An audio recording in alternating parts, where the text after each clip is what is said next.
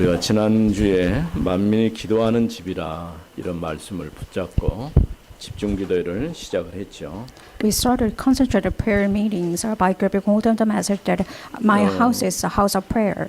할 수만 있으면 우리 모든 성도들이 다 참여하고 함께 기도하는 것이 중요한 일이기 때문에 또 한 주는 참여하지 못했다 할지라도 아직 남아있는 기간 동안에 같이 여러분들이 힘을 모아줄 수 있기를 바랍니다. If it's possible, it's important for every church members to participate. So if you cannot really skip this just 1 week, why don't you participate for the next week?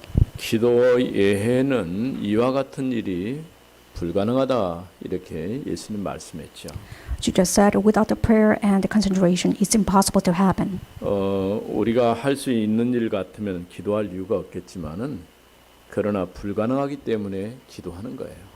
If it can be done by our powers, we don't have to pray, but it's impossible for our powers alone. That's why we must pray. 또 그러면서 언약 붙잡고 정말 집중해서 기도할 때 하나님께서 성령으로 역사하실 줄로 믿습니다. We believe that once you get hold of God's covenant and really pray in full power, then God will work upon us. 교회는 왜 있어야 됩니까? And why do we need a church? 우리가 하나님을 예배하는 것도 중요하지만은 또 동시에 언약 붙잡고 하나님 앞에 기도하는 장소가 교회입니다. It's important for us to pray, but the one building that we are using for the prayer as well as a message, it's the church. 또 교회는 한 지역의 시스템에 대해서 그 교회를 통해서 계속해서 하나님의 나라가 확장되게 하는 그와 같은 일들을 하게 하는 것이죠. Church is doing the job for the system so that it can actually expand the kingdom of God in region. 그동안 예수님께서 사역이 주로 갈릴리 중심의 사역이었어요. Jesus actually centered his administration on the Galilee. 그러다 보니까 크게 주목을 받지 못했는데 예루살렘에 올라와서 더더나 성전에서 가르치니까 문제가 더 심각해진 것이죠. He did not receive any spotlight from before, but actually he started from the synagogue and a temple. That is why he got spotlight from everybody else. 지금 예수님께서 잡히시기 한 주간 그 한 주간 안에 일어난 사건들입니다. It's actually what happened before Jesus Christ was arrested. 그래서 성전에서 가르치는 것 보고 누가 이런 권세를 주었느냐라고 질문을 하죠. He was seized in the temple and he asked, "What authority are you doing it?" 또 두 번째로는 두 아들 포도원의 아들에게 얘기할 때 오늘 이게 우리 주보에는 순서가 좀 바뀌었는데 첫 아들은 가겠다 해놓고 가지 않았고 둘째 아들은 가지 않겠다 해놓고 나중에 뉘우치고 갔어요. It's wrongly printed in our bulletin board. And the first son said that I will not go, and the second son said I wouldn't go, but he actually went. 이 가운데서 누가 아버지의 뜻을 헤아려서 순종했냐? 사실은 순종한 것과 불순종한 것에 대한 얘기를 하고 있는 것이죠. It's about obedience, disobedience, and who actually followed God's will. 또 마지막 세 번째 비유는 이제 포도원 농부가 울타리를 치고 포도나무 짤 수 있는 포도를 짤 수 있는 틀을 갖추고 농부에게 세를 주고 지금 다른 데를 갔다 온 것이죠. And third parable is about the tenants. And there is a master of a house who planted a vineyard and put a fence around it, dug a wine press in it, and built a tower in order to have the fruits. 열매를 거둘 쯤 돼서 농부가 이제 주인이 농부들에게 싹을 거둬들이기 위해서 사람을 보냈는데 때리고 죽이고 나중에는 아들까지 보내니까 아들까지 죽였어요. When the season for fruit drew near, he sent his servant to the tenants to get his fruit, but they actually killed or beaten the ex-wives, even killed his son. 그러면서 건축자들의 버린 돌이 모퉁이들이 되었다 이렇게 말씀하고 있죠. And it is written that the stone that the builders rejected has become the cornerstone. 우리가 오늘 이 말씀을 통해서 오늘 제목이 모퉁이 머릿돌이신 그리스도 이런 제목입니다. Through these scriptures, we actually have this title called "The Christ who became the cornerstone from the stones the builders rejected." 쓸모 없다라고 건축자들이 이제 버린 돌이 머릿돌이 됐다는 것은 가장 중요한 돌이 됐다는 얘기예요. The stone that the builders rejected has become the cornerstone, meaning that they actually abandoned the stone and became the greatest stone. 뭐 대부분 건축할 때에 요즘에는 그렇게 하지 않습니다만 예전에는 기초석을 놓고 균형을 잡고 거기에 맞춰서 이제 기둥을 세우고 지붕을 덮고 이렇게 하는 일을 했죠. Before that, they have the blueprint and they have the corners, pillars, and upon that they actually have the root. 우리나라가 이제 한옥 같은 데 보면요. 저렇게 무거운 짐을 지고 어떻게 균형을 잡고 오랜 동안 긴 세월 동안 버티고 있을까 참 신기하기도 해요. It's kind of amazing to see the Korea's traditional house because they have just kind of Greek stones and they actually build this kind of weight. 근데 어떤 집이든 간에 기초를 제대로 놓고 기준점을 잡아서 바르게 세우면 문제가 없지만은 그거를 잘못했을 때는 시간이 지나면 무너져 버리는 거예요. Concerning any house, if you have this the important system for the weight as well as there's a basement, it's okay. But if actually crumbled upon the wrong things, it will crumble 어쩌면 down. 우리 교회도 이제 40년, 39년 이렇게 긴 세월 동안 왔지만은 실제로 지금까지는 우리가 해온 일이면 기초를 닦는 일을 한 거예요. Our church stays about 39 or 40 years, but right now until we actually had this basement system. 가장 중요한 기초는 건물이 아니고 복음으로 다지고 뿌리를 내리게 하는 것이죠. The most important system is not about the times, but it's about you have to imprint the root and gospel upon that. 복음 안에서 바르게 뿌리 안 내리지만 결국은 세워진 것 같은데 이제 모래 위에 집을 지은 집처럼 쉽게 무너져 버려요. If you don't root down on the gospel, it means that you have no choice but to become the house upon this sand. 우리는 반석 위에 집을 지어서 우리 장로님 기도한 것처럼 20년 준비한 것 같지만은 100년 혹은 1000년의 응답을 받을 수 있도록 그렇게 가야 할 것입니다. You must build your house on the rock, just as Elder Ha prayed. You must truly become the someone else who actually prayed for the 100 years answers by preparing for 20 years. 실제로 우리 교회 역사가 130년, 140년 정도밖에 안 되다 보니까 1000년은 얘기하기는 어렵겠지만은 교회가 100년 동안 잘 세워져 있는 것도 참 신기한 일이에요. The Korean church stays for about 100 some years. So we can't really talk about thousands, but it's kind of important to see that we have this kind of long history for this church 그 members. 사이에 이제 건물도 세워졌다가 다시 부숴버리고 또 세우고 또 이사하고 이런 일련의 과정들이 쭉 생겨지는 것이죠. And Korean churches have these procedures. They have these buildings, and sometimes they crumble down. They have it removed or kind of moved to different areas. 엊그제 우리 윤 목사님하고 차 한잔 하자고 해서 잠깐 얘기하는 동안에 우리는 지금 저쪽 건물을 샀지만은 윤 목사님 우리가 지금 여기 예배하는 이 장소까지 포함해서 우리에게 준 것이기 때문에 그 얘기들을 하더라고요. I just had a tea time with the Reverend Yu, and he said that we just moved into this building, but he actually gave us this the place for the church members as well as the buildings as well. 처음에 이 장소를 확보하고 다지고 만들어 갈 때에 원래 가지고 있던 사람에게 살 때 200만 원을 주고 샀대요. He actually bought this plot of land about 2 million once he actually purchased it. 돈이 문제가 아니고 30년 동안 이곳에 교회가 세워지도록 기도했다는 거예요. The money doesn't count, but he actually prayed for this building to be planned up about 30 years. 물론 우리가 밭돈을 이어받아서 계속해서 기도하고 있지만은 저는 그런 얘기를 들으면서 여기에 정말 교회가 진짜 교회가 세워져야 되겠다 그런 생각이 들었어요.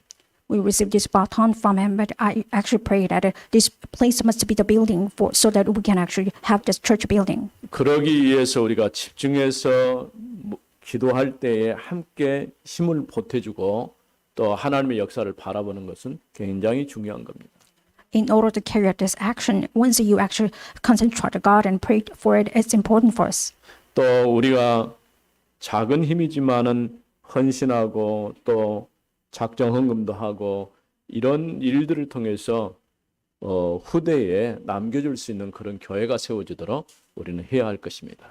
Even though it's small, you have to actually plan for the offerings as well as actually show your devotion so that we can actually plan up this important church buildings. 오직 그리스도만이 유일한 우리의 구원자이시죠. Jesus Christ alone, He's our own Savior.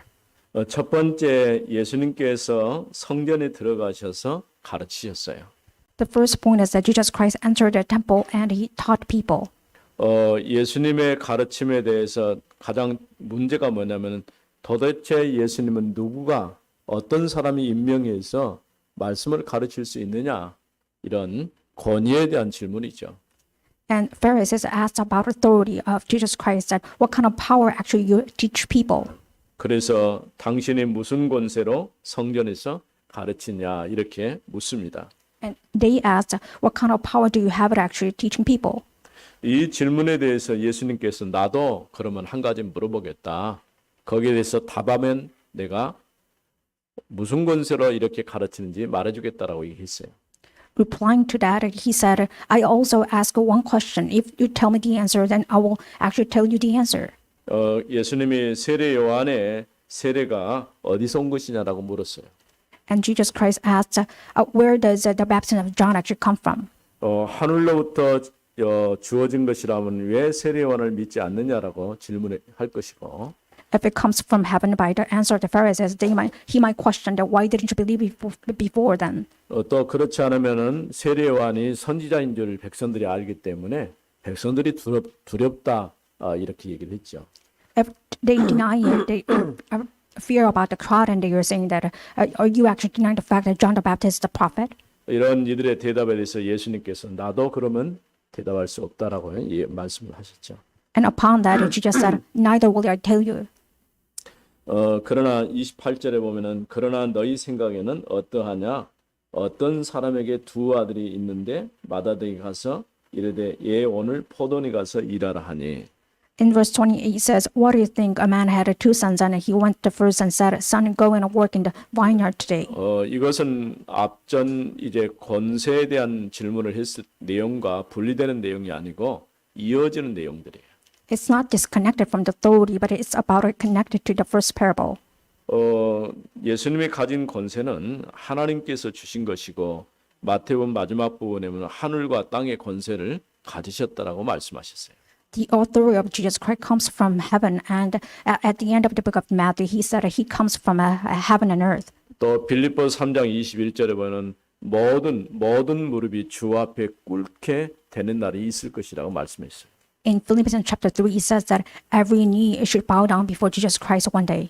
실제로 우리가 복음을 전해서 한 사람을 이제 올바른 하나님의 자녀로 만들어가는 것은 결국은 신앙 고백을 통해서 예수가 그리스도임을 고백해 하는 것이죠. But the fact that we are raising up one church member, it means that we are actually giving them the gospel so that they can be trained as a disciple. 다른 말로 하면 하나님의 자녀로 고백하는 순간 예수님 앞에 무릎을 꿇는 그와 같은 일이 되어지는 것이죠. In other words, from the moment that you confess that Jesus is the Lord, it means that you are bowing down before the Christ. 이와 같이 예수님은 원래 성전의 주인이셨죠. And in kind of the same perspective, Jesus Christ was the master of the temple before. 예수님 자신이 성전이신 것을 말씀하셨고 He spoke about himself as the temple. 그렇기 때문에 우리가 예수를 그리스도로 믿고 하나님의 자녀된 성도들은 우리 자신이 하나님의 참 성전으로 세워져 가는 것이죠. That is why by the confessing the fact that Jesus Christ, it means that we are being built as a temple of God itself. 전도자 바울이 이것을 정확히 알고 고린도서 3장 16절에 너희 몸이 하나님이 기뻐하는 거룩한 성전인지 알지 못하느냐라고 얘기를 했어요. Evangelist Paul knew that exactly, and he said in 1 Corinthians 3:16, it says that don't you know that you yourself the temple of God? 결국 우리가 신앙생활 하는 것 이런 모든 과정이 하나님의 성전을 세워가는 거예요. The fact that you are doing the Christian ministry or the Christian faith itself is you are raising yourself as a temple of God. 그래서 에베소 4장에 보면은 이제 교회에 여러 가지 직분이 있는데 하나님이 이런 직분을 주신 이유를 얘기했어요. In Ephesians 4, it says that God raised up these church members positions in His purpose. 봉사의 일을 하게 하지만은 그리스도의 몸을 세우는 것이다라고 얘기했습니다. It looks like you are doing this devotional work in a church service, but it means that you are actually raising up the body of Christ. 그리스도의 몸이 세워진다는 것은 하나님의 성전이 세워진다는 거예요. Raising up the body of Christ means that you are raising up the church. 궁극적으로는 우리가 하나님 앞에 나아가야 되기 때문에 하나님의 성전으로 준비되어지고 세워져 가야 할 것입니다. Ultimately, you must stand before God as His temple. You must raise yourself as a temple of God gradually. 이런 권세에 대한 질문에 대해서 예수님께서 이제 비유를 들어서 여러 가지 얘기하는 중에 첫 번째 비유가 두 아들 중에 누가 아버지의 뜻을 행하였느냐라고 질문했어요. Jesus Christ made parables for this authority, but the first parable is about who actually did the will of Father among the two sons. 아까 얘기한 것처럼 순서가 조금 바뀌긴 했는데 첫째 아들은 아버지가 포도원에 가서 일하라니까 예 가겠습니다 해놓고 가지 않았어요. It's not chronological, just as I told you before, but at first son said he said he would go, but he didn't go actually. 둘째 아들은 싫습니다라고 해놓고 나중에 뉘우치고 다시 가서 일을 했어요. And vice versa, the second son said he would go, but he actually didn't. 그럼 누가 아버지의 뜻을 따라서 행했다고 말할 수 있느냐는 질문이죠. And Jesus asked, who actually followed the will of Father? 물론 둘째 아들이 처음에는 거절했지만은 뉘우치고 돌아와서 일한 것 때문에 둘째가 아버지의 뜻을 행한 것이죠. Even the second son said he didn't want to go in the first time, but he actually went the second time. It means that he actually followed the will of 이런 his father. 비유를 예수님께서 말씀하시면서 이래 세리들과 창기들이 너희보다 먼저 하나님 나라에 들어갈 것이다라고 얘기했어요. By using this parable, Jesus said, even the tax collectors or prostitutes are coming to the kingdom of God before you. 이들은 처음에는 불순종했지만은 나중에 회개하고 예수를 그리스도로 믿은 것이죠. They were disciplined first, but after that they repented and followed God's will after that. 오늘 우리가 하나님 앞에 우리 자신들을 되돌아볼 때에 우리가 처음부터 하나님의 말씀에 순종한 건 아니에요. When you look at yourself before God right now, you did not follow God's will at first time. 이 땅에 태어난 모든 사람은 아담의 후손이고 아담 이후에 태어난 모든 사람들은 불순종과 그 결과로 저주와 재앙 가운데 살아야 돼요. Because you were descendant of Adam, you have no choice but to be disobedient before God, and we have no choice but to have the original sin before God. 우리가 세리와 창기는 아닐지라도 그럼에도 불구하고 복음을 받아들이고 돌이켜서 예수가 그리스도이심을 믿고 하나님의 자녀의 축복을 누리게 된 것이죠. Although we are not tax collectors or prostitutes, but we have to repent before God about our original sin so that we can actually enter the kingdom of God after that by accepting Jesus Christ. 이 두 아들 중에 누가 아버지의 뜻을 행하느냐 이거는 하나님 말씀에 순종하냐 불순종하냐 이 얘기를 하고 있는 거예요. And who actually follow God's will? It means who actually follow God's will after that of first son or second son. 우리가 여러 가지 것들 복잡한 일도 있고 자신의 환경도 있지만은 그러나 하나님의 말씀이 정한 일이라고 한다면은 그 일에 함께 순종하는 것이 필요하다고 할 수 있죠. There are many complex things before you or the circumstances, but if it's a God's will, you must actually prioritize it first. 그래서 하나님의 뜻이 무엇인지 분별하도록 우리는 기도해야 되는 것입니다. That is why we must really pray in order to discern what is God's will. 세 번째는 포도원 주인이 농부들에게 열매를 거두려고 보낸 사건이죠. And third point is about the master actually sent his workers so that he can have just fruits from the farmers. 그래서 33절 말씀에 보면은 다른 한 비유를 들으라. When you go to verse 33, it says, "Here another 한 집 parable. 주인이 포도원을 만들어 산 울타리를 두르고 거기에 줍자는 틀을 만들고 망대를 짓고 농부들에게 새로 주고 타국에 갔더니 There was a master of a house who planted a vineyard and put a fence around it and dug a winepress in it and built a tower and leased it to the tenants and he went into another country. 열매 거둘 때가 가까움에 그 열매를 받으려고 자기 종들을 농부들에게 보냈어요. When the season for the fruit drew near, he sent his servants to the tenants to get his fruit. 그런데 농부들이 이 종들을 잡아서 때리고 죽이고 다음에 또 보내니까 또 그렇게 했어요. And the tenants took his servants and beat one and killed another, stoned another, and did the same thing again. 이번에는 아들을 보내면은 아들 말은 잘 듣겠다라고 생각하고 보내니까 아들은 상속자이기 때문에 더 죽인 것이죠. And finally, he sent his only son, and he expected that he would listen to my son, but actually they killed him because he's an inheritant. 결국은 이걸 40절에 보면은 그러면 포도원 주인이 올 때에 그 농부들을 어떻게 하겠느냐? In verse 40, it says, "When therefore the owner of the vineyard comes, what will you do to this tenant?" 41절에 그들이 말하되 그 악한 자들을 진멸하고 포도원은 제때의 열매를 바칠 만한 다른 농부들에게 새로 줄지니라.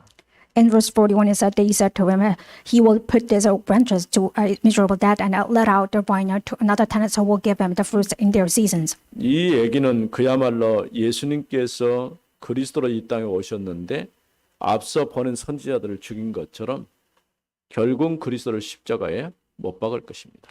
The parable actually shows a reference to us that it means that Christ comes as the builders, but he actually becomes the stones that the builders rejected. 그래서 42절에 보면은 건축자들이 버린 돌이 모퉁이의 머릿돌이 되었나니 이것은 주로 말미암아 된 것이요 우리 눈에 기이하도다. In verse 42, it says, Jesus said to them, have you ever read the scriptures, the stone that the builders rejected has become the cornerstone? In this, 설상 바리새인들이 예수가 그리스도라는 것을 알았다 할지라도 그들은 안 믿었을 거예요. even the Pharisees knew that Jesus was the Christ, they would not actually believe it. 건축자들이 버려버렸단 말은 배척당하고 또 시험당하고 이런 결국은 십자가에 죽게 되지만은 그 그리스도가 모퉁이들 가장 중요한 돌이 됐다는 거예요. The stone that the builders rejected means that Jesus Christ was tested and abandoned. He was crucified at the end, but actually became the greatest stone, which means the cornerstone. 자신들이 하고 있는 일이 무슨 일인지도 모르고 지금 저질렀는데 알고 보니까 그분이 메시아고 하나님이 약속하신 구원자라는 사실을 알게 된 거죠. And they did things that they did not know. They crucified Jesus Christ, but later on they actually knew that Jesus was the master of the house, which means that he was given from God as a Messiah. 그래서 43절에 그러므로 내가 너희에게 이르노니 하나님의 나라를 너희는 빼앗기고 그 나라의 열매를 맺는 백성이 받으리라. In verse 43 it says, therefore I tell you the kingdom of God will be taken away from you and given to a people producing its fruits. 오늘 실제로 우리 현실에서도 그대로 일어나고 있는 것이죠. This is exactly happens in our harsh reality too. 만일 우리 교회가 복음 전하는 교회가 아니고 복음 전하지 않는다고 한다면 이 교회는 문 닫아야 돼요. If we don't share the gospel from our church's perspective, we have no choice but to close our church. 그러나 정말 우리가 복음 전하는 자를 위해서 기도할 뿐 아니라 직접 우리가 복음 전하는 그 일에 함께 참여할 때에 하나님이 교회를 통해서 최고의 영광을 받으실 것입니다.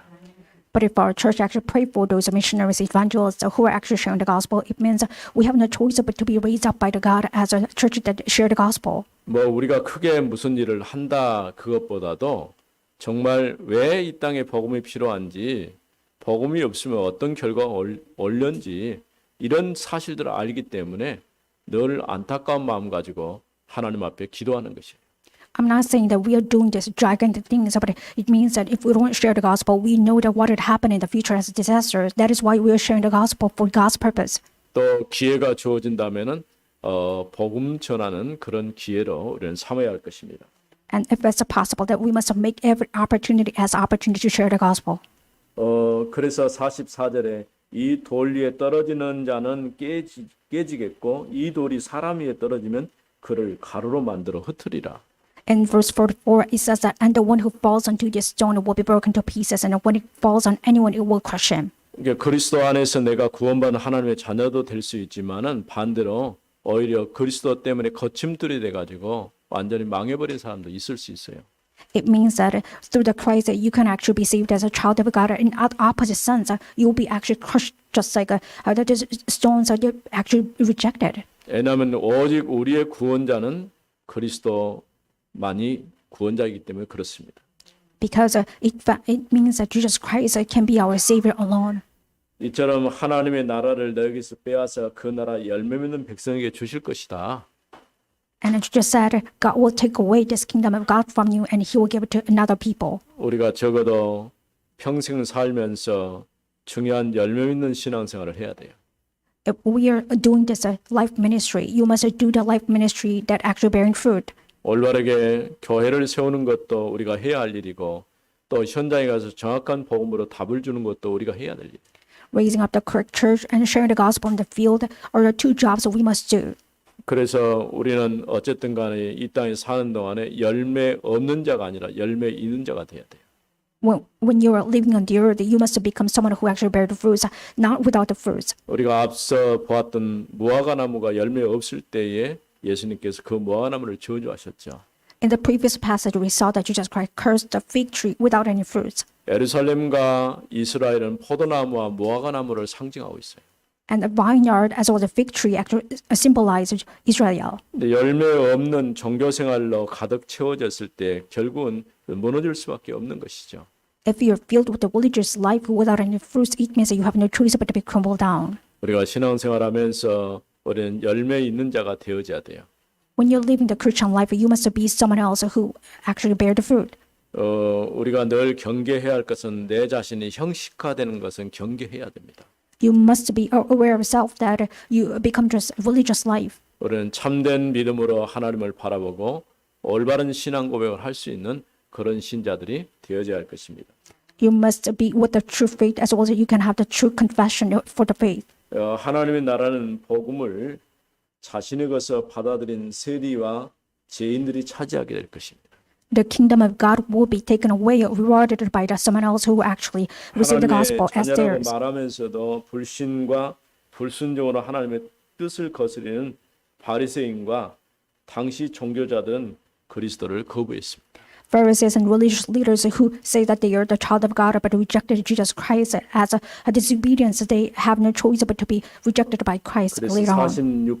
45장 45절 46절 보면은 대제사장들과 바리새인들이 예수의 비유를 듣고 자기들을 가리켜 말씀하시는 줄 알고 When you look at verse 45, 46, it says that when the chief priests and the Pharisees heard his parable, they perceived that he was speaking about them. 잡고자 하나 무리를 무서워하니 이는 그들이 예수를 선지자로 알미었더라. And also they were seeking to arrest them, and they feared the crowds because they held him to be a prophet. 우리 같으면은 이거는 우리가 지금 뭔가 잘못됐구나 이렇게 깨닫고 돌이켜야 되는데 돌이킬 생각은 하지 않고 오히려 예수님을 잡으려고 했어요. If we are them, we should consider that we are wrong, but instead of it, the Pharisees try to capture Jesus Christ. 하나님의 말씀을 듣기는 들어도 깨닫지 못하게 한다고 말씀했죠. It is written the Pharisees or the scripture says that they are hearing the gospel, but they cannot 모든 understand 사람이 it. 그 말씀을 듣고 자기 것을 소화하는 사람도 있지만은 그렇지 못한 사람들이 많이 있는 것이죠. There are a lot of group of people who cannot really understand God's word, even though they can hear it. 살아계신 하나님 은혜를 감사합니다. Father God, thank you for your living grace. 오늘 또 말씀을 우리에게 주셔서 건축자들의 버린 돌이 머퉁이들의 머릿돌이 되었다고 말씀했습니다. Even in scripture, it says that the stone was builders rejected to become the cornerstone. 오직 그리스도만이 우리의 구원자이심을 고백합니다. We confess that Jesus Christ alone, He is our Messiah and a Savior. 이 그리스도 안에서 오늘 또 응답받고 승리하는 저희들 되게 하옵소서. Let us truly become the church members who actually have the victorious life with the Christ alone. 주 예수